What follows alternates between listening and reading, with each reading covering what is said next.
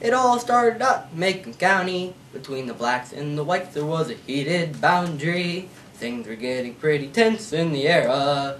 Separate but equal was their saying. But the blacks were the only ones paying. And it all changed through a girl named Scout. Whoa, let's rewind this back. That summer they weren't just kicking back, it all went down by the house of Radley's. Things took a turn for the worse and went pretty badly. That one night Jim lost his pants, ran away like he was in a trance. But at a kiss he was no joker, so they had to blame it on strip poker. It was winter and the house caught on fire, but Miss Monty played it cool. She was no crier. She said she wanted a new house anyway. Now that's what I call a fighter. Who knows what started the fire? It could have been a lighter. Boo Radley came out and gave Scout a blanket. She was so cold she forgot to thank it. Kids went to church with Cal. With all the singing, it was pretty loud. They needed to raise $10, and they got it somehow. On the way back, Cal said Scout could visit her house. Out of nowhere, Aunt A was back. She was talking all kinds of smack. She didn't like Scout's style, thought she acted like an animal gone wild. Tried to make her be like an adult, but she was still just a child. Of course, started out with Hectate on the stand. Said Mile was hit by a left hand. He sat down, and Bob Yule came up. You could tell he was lying. It was pretty corrupt. He wrote his name, showed he was left-handed. I say he should have been reprimanded. Maella was just covering for her dad. I tell you now, it was pretty bad. Now finally Todd Robinson took to the stand. He was crippled, so he had no use of his left hand. Right.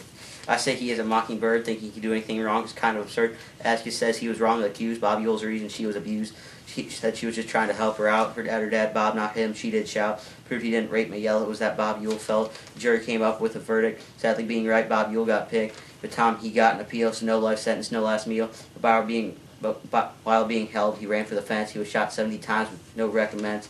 Atticus went to tell Helen her husband was dead. Yule said he was going to kill Atticus, and he spat in his face, helping an innocent man of another race. Halloween came around, and Scout was a ham, dressed up in that costume like a ham. Cecil Jacobs jumped from a bush and scared them good, just another kid from the neighborhood. They got to the pageant and Scout forgot her cue, so Jim and Scout walked home, just the two. But then someone followed them from behind, and this man, he was not very kind. He stabbed a knife into Scout's costume. It was so dark, what really happened, we cannot assume. Jim ended up breaking his arm, but at last Scout was safe from harm. Boo Radley came out to defend the attack. It ended with Bob Yule on the ground with a knife in his back. Jim was carried to his house. Scout followed quiet as a mouse. As Jim was still unconsciously napping, Scout told Hecate what had happened. After some arguing, they got a solution out. Believe when I tell you, they did shout. Atticus and Scout sat by Jim doing some reading. They all had taken a pretty good beating. Atticus then put Scout to bed, trying to figure out how it happened in her head.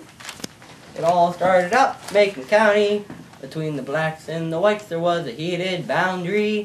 Things were getting pretty tense in the era. Separate but equal was their saying. But the blacks were the only ones paying. And it all changed through a girl named Scout.